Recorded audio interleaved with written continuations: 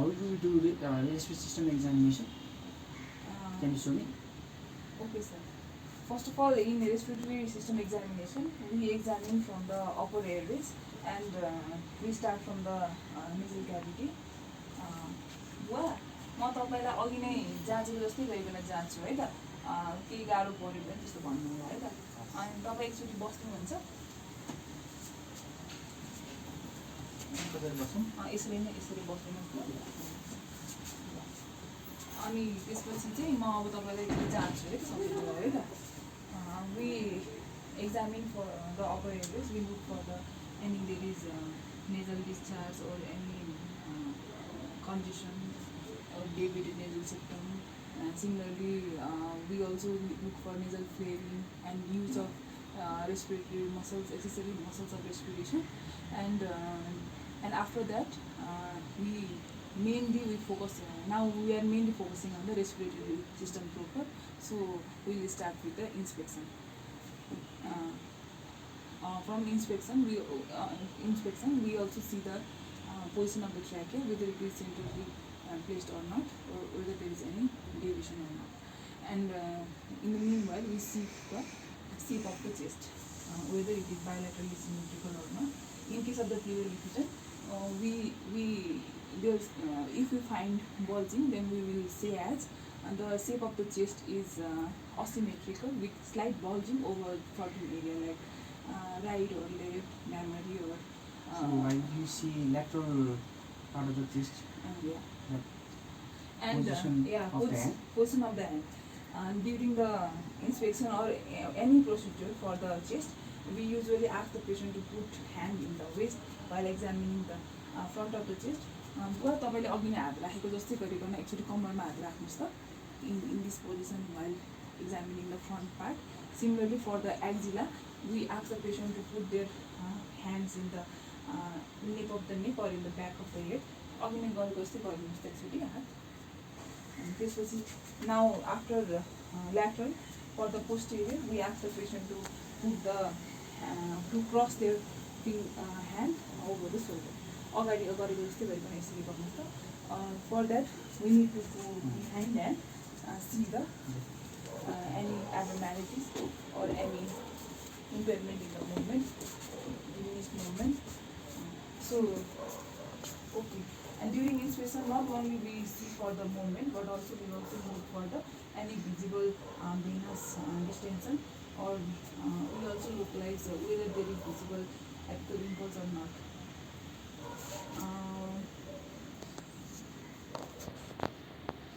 After inspection, then we go for palpation, and during palpation we confirm the inspector's finding by palpation. So first of all, in palpation we look for the position of the trachea. For that we can palpate the trachea by two methods. One is by the help of the middle finger. In that method, we put our second finger, index finger, and the ring finger over the sternoclavicular bilateral sternoclavicular joint, and then we put our middle finger in the cricoid cartilage and lower border of the cricoid cartilage, and we just trace our finger below towards the suprasternal mass in order to, and we feel for the trachea. And in the meanwhile, we also put our another hand in the head in order to stabilize the patient. And then like this we move downward, and then we also look for any deviation of the trachea by insinuating our middle finger in between the sternocleidomastoid and the trachea, and similarly in the another side also, anterior border of the sternocleidomastoid and the trachea. And another method is we can simply use our index finger, and here also we go from the lower border of the cricoid cartilage to the suprasternal notch, and again we can insinuate our finger right side and left side as previously. And in the meanwhile, in case of COPD, we also see for the if there is any posterior and backward displacement of the trachea, which is known as Hoover sign, which is known as tracheal tongue. So posterior and inward. Posterior and downward. So downward. Downward movement of the trachea. So we ask the patient to take deep inspiration. बुवा एकचोटि अघि नै मैले गराएको जस्तै गरिदिनु तपाईँले चाहिँ एकचोटि लामो सास तान्नुहोस् त. During if he is the patient, then our index finger will move posteriorly and downward during the deep inspiration. And in the meanwhile, that Campbell sign, another name is Campbell sign. And similarly, while doing the same thing, we can also look for the crypto-external distance. For that, we ask the patient to extend, slight extension of the neck, and we put our finger. Usually, in normal patient, it should be 3 or more fingers. The distance between the lower vertebral cartilage and the supraesternal ones, it is more than or equal to external distance 3 up to 3. But in case of COPD, even after extension, we won't be able to put 3 fingers. It would be less than 3 fingers. And similarly, for the if there is aortic aneurysm, in that case, arch of aorta aneurysm, then we can demonstrate that by placing our 2 fingers, that is thumb and the index finger, over the liquid cartilage, and slightly pressing upwards, we just feel for the pulsation. And in case of aneurysm, it will move like this. Pulsation will be felt like this. Okay, this is called Oliver sign. It is also tracheal torque, but the sign is called as Oliver sign. After the palpation of the trachea, then we localize the apex, which can be done in the supine position or in the 30 degree or 45 degree, which we have already done in the cardiovascular system examination. Now, after that, we go with the movement of the chest. For movement of the chest, I would also like to tell that in chest we divide the chest in different area. Like we can divide the chest as in the anterior. We can divide as supraclavicular, infraclavicular, and mammary. And supraclavicular is just above the clavicle. Infraclavicular is up to the third intercostal space, and from third to sixth, that is fourth to sixth, it is mammary. And similarly, in the axilla, there are only 2 areas, that is axillary and infraaxillary. And axillary is begins from the fourth intercostal space, fourth and fifth, and then sixth and below is the infraaxillary. And similarly, in the scapular area, that is posteriorly, it is supraescapular, interscapular, and infrascapular. And interscapular, suprascapular is above the second T2, so it is first intercostal space, and between T2 to T7, it is interscapular, and after that it is infrascapular. Okay. Show me how do you do chest expansion. Okay, chest expansion. Actually, we for the chest movement, we can do it as a whole or by putting our palm and the finger. I will just go with this method.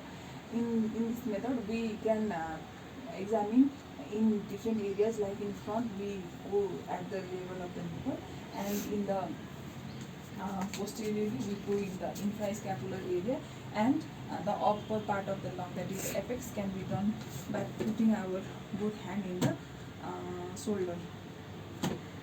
And for that, what we need to do is we need to put our both hand at the level of the nipple, and we have to just put slightly press the skin, and then we have to approximate our thumb in the middle, and we should make sure that, and we also have to ask the patient, because we need to do that in every condition. So तपाईँले एकचोटि हात यहाँ राखिदिनु भएको छ, ठिक छ. त्यसपछि अब म तपाईँलाई जस्तै हेरि जान्छु है त. अनि then we take some part of the skin and approximate our both thumb in the middle and at the level of the nipple, which is this, and then we have to place our thumb, but we should make sure that our thumb does not directly touch the skin. We should be above the skin and we should approximate the thumb. तपाईँले एकचोटि लामो सास तान्नुहोस् अनि त्यसपछि चाहिँ छोडिदिनुहोस् है त। ल लामो सास तान्नुहोस् त, छोड्नुहोस्, फेरि तान्नुहोस् त, छोड्नुहोस्। So in this you can see there is movement of more than 5 centimeters. Similarly, we have to do in the posterior region. In case of the movement, we have to again do like previously on inspection, we have to ask the patient to cross the. Then we have to go in the infrascapular area, that is below the angle of the scapula. Then we have to approximate in a similar manner both the thumb, and then we have to ask the patient to take the deep breath and exhale. लामो सास तान्नुहोस् अनि फाल्नुहोस् है, अघि जस्तै। ल लामो सास तान्नुहोस् त, छोड्नुहोस्, लामो सास, छोड्नुहोस्. Suppose he has effusion in the right. Suppose he has effusion in the right side, then there would be diminished movement in the right side. So in that case, suppose in that case what will happen is, लामो सास तान्नुहोस् त, लामो सास तान्नुहोस् त. So this right part of the chest will the movement in the right part will be diminished and it will be normal on the left side. Now we can in the back side, we have to also look for the movement or expansion of the lung in the apex. For that we place our both palm in the shoulder and then we just ask the patient to take deep breath in and out, and we look for the movement up and down in that case. Okay, तपाईँ लामो सास तान्नुहोस् अनि छोड्नुहोस् त, फेरि लामो सास तान्नुहोस्. So we can see the movement of the hand which is up and down. And similarly like this we also do the measurement, and for the measurement we take the measurement of whole thorax at the level of the nipple, and for that we ask the patient to put for the measurement of the thorax we measure at the level of the nipple. Actually in all part of the respiratory system examination we need to expose the clothes, but here we are assuming that for convenience. Convenience he has opened his clothes. Now while measuring at the level of the nipple, what we need to do is we need to make cross.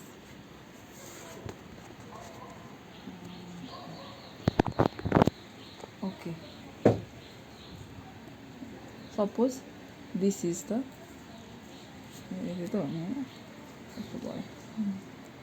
92. With the 92 and the 92 also. Now we need to ask the patient to take deep breath. लामो सास तान्नुहोस् त, छोड्नुहोस्. So here it has moved more than 5 centimeters. Similarly, we have to also. So in case of pleural effusion, you have to measure any thorax separately.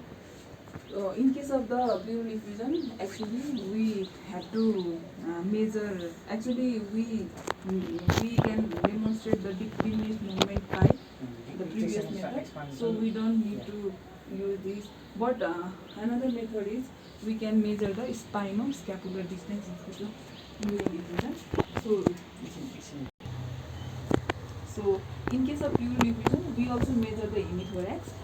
So it can be measured even like previously at the level of nipple, and from the mid-sternal right towards till the spine of the scapula, spine of the body. So suppose he has effusion in the right side, so the distance will be like it is 96 centimeter total, 92 centimeter total, then it will be 48 centimeter in the right side, it would be increased in the right side and a bit decreased in the another side. And similarly, we can also measure the spino-scapular distance, that is spine and the scapular distance in the neutral position, because in this case when we ask the patient to cross the hand, then the scapula will be deviated outwards. So in that case we ask the patient to put the hand in the side in the neutral position, and then we have to feel for the prominence, bony prominence, that is the spine and the inferior angle of the scapula. And suppose I can feel it and we need to mark it also. Suppose this is the pin and then we have to mark it here and here, and then we have to measure it from the spine to the, it should be straighter. So suppose here it is 13 and here also it would be 13 because it doesn't have usual diffusion. But suppose he has effusion, then in the side of effusion it will be increased, and in another side it would be reduced. Or okay. Nepali अब मलाई भन्छ त्यही गरिकन actually यहाँ चाहिँ तपाईँको छातीको चाहिँ कति छ तपाईँको डायमिटर र अगाडि र पछाडिको त्यो नाप्छु है त। अब यसको लागि चाहिँ मलाई सहयोग चाहिन्छ, एक्चुअली मलाई सहयोग गरिदिनुहुन्छ। अब यसको लागि चाहिँ हामीले के गर्नुपर्छ भन्दाखेरि यो दुईवटा पहिला यसरी च्याप्नु लगाउनुपर्छ। जब तपाईँ च्याप्नुहोस् है त। अब यो च्यापेपछि चाहिँ हामीले यो पनि त्यही खासमा एउटै उसिमै होस् भनेर यो निकलकै लेभलमै गरिन्छ। यसरी नाप्दाखेरि चाहिँ के हुन्छ त, यसले चाहिँ ट्रान्सफर्स डायमिटर दिन्छ। So here the transverse diameter is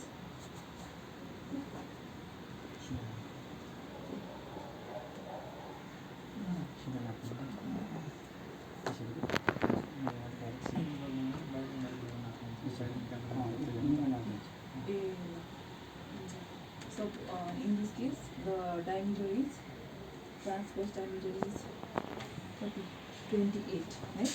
28 centimeter. Or similarly for the anterior posterior diameter, it is these two boards, anteriorly and posteriorly, and then ask the patient to put the hand in the elbow, and then we measure the distance again from the inner side to inner side. So here it is only 22 centimeter.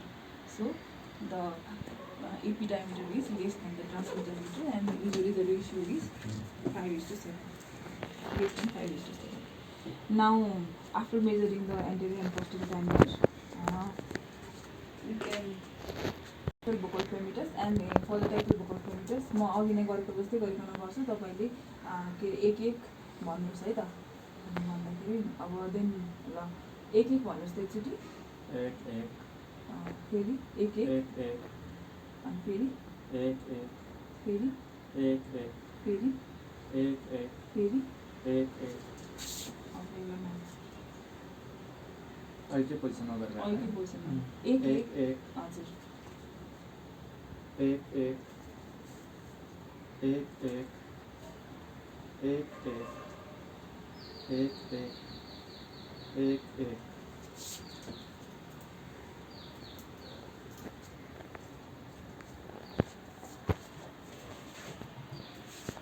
अब यस्तोमा तपाईँले यतातिर बसेको हुन्छ।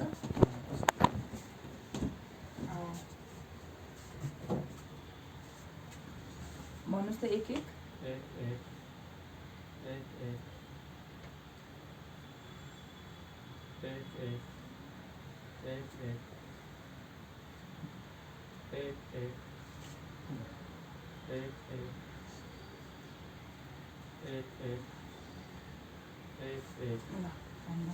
अब त्यसपछि हामीले के गर्छौँ भन्दाखेरि अब पाल्पेसनमा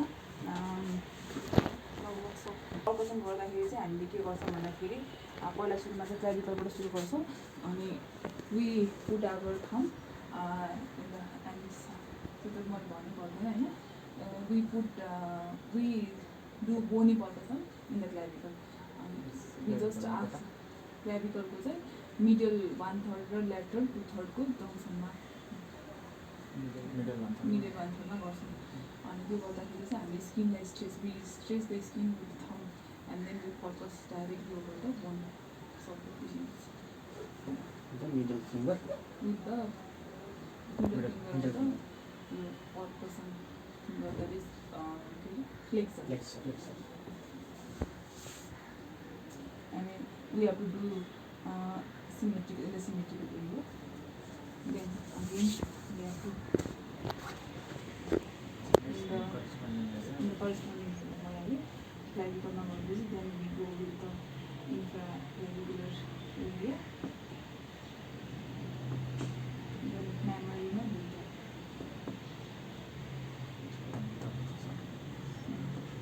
अब ये भी लंबा ना बोल नहीं लंबा No, possible.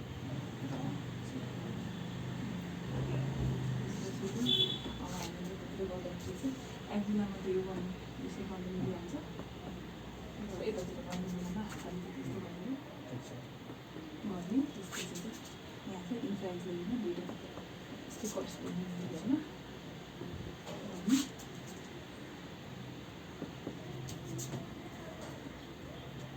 त्यस्तै गरिकन सबैले गर्दाखेरि चाहिँ हामी सुप्राक्लाभिकुलर एरियामा सुप्रास्क्यापुलर एरियामा त्यसपछि इन्टरस्क्यापुलर एरियामा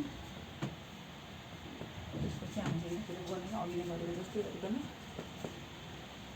हातको डिरेक्सन चाहिँ त्यसको पनि जस्तो गरिकन गर्नुपर्ने हुन्छ अब यही बेलामा हामीले चाहिँ प्रोनिटिस मजाले गर्नुपर्छ त्यो गर्नलाई we go behind the patient and then we focus from middle to lateral by putting our finger perpendicular to this area and middle to lateral. Then going this much area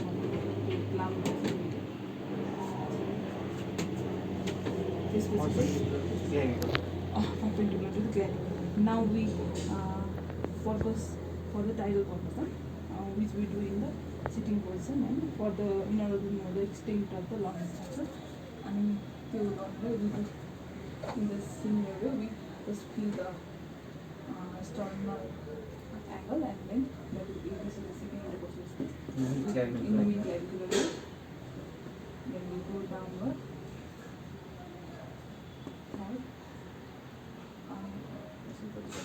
As you go down, the other side, and now we after patient deep inspiration and exhale रोक्नु अनि त्यसपछि फेरि weight पर्छ है अघि नै गरे जस्तै लामो सास तान्नुस् अनि एकछिन रोकिराख्नुस् है अनि मैले फाल्नु है त लामो सास तान्नुस् त एकचोटि रोकिराख्नुस् है अब फाल्नुस् त आइडल भनेर भयो होइन त्यसपछि यो गरेर चाहिँ हामी अब एउटा पोइन्ट पर्कसन इफ धेरै hyperresonant we also do for the point percussion मद्दत लिएर गर्न सक्छौँ अब हामीलाई यो जस्तो यो ठाउँमा पर्कसन गर्दाखेरि चाहिँ अलि हाइपररेजोनेन्ट लाग्यो भने हामीले चाहिँ एउटा यसरी गर्न लगाउँछौँ त्यसपछि पेसेन्टलाई चाहिँ यसरी ठोक्न लगाउँछौँ त्यसकै पछाडिपट्टि चाहिँ हामीले अस्कल्टेट गर्छौँ अनि अस्कल्टेट गर्दाखेरि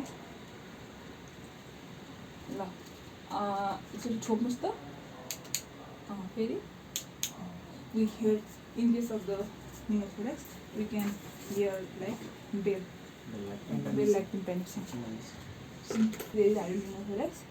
We again go with the percussion and we at the point of dullness, suppose this is the dullness, then ask the patient to lie down in the same position. Then we again percuss. It becomes resonant in case of idle pneumothorax. And this is now our percussion is policy. We usually don't do specific. Now we can go with the auscultation and we auscultate in the corresponding area where we auscultate. We do percuss in the during percussion. And at last we also auscultate the apex of the lung. And usually we avoid auscultating within the 3 centimeter from the midline. So we auscultate lateral to the 3 centimeter. अनि लामो सास तान्ने बेलामा अघि नै गरेको जस्तै गर्नु होला है लामो सास तान्नुस् अनि मुखले फाल्नु होला है त लामो सास तान्नुस् फेरि फाल्नुहोस्, फेरि लामो सास फाल्नुहोस्, फेरि लामो सास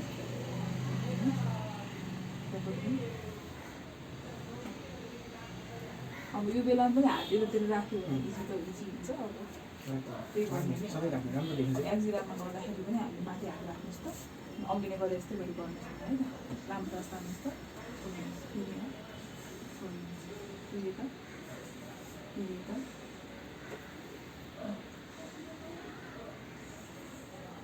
Similarly, in the posterior also, we auscultate in the corresponding area, and similarly in the for auscultation we also auscultate for the vocal resonance, and at last we also auscultate the apex of the lung by placing our wrist in the above the clavicle. Ram sastanas, and vocal resonance in the same area, like we have done in the palpation for vocal parameters. For pleural rub, we auscultate in the base and the lateral surface, posterior and the lateral part of the lung, where there is more. Which line? Lower axillary line. In the lower axillary line, at the posterior and lateral part of the lung, and we usually put firm pressure by the diaphragm, by our hand with the help of the diaphragm.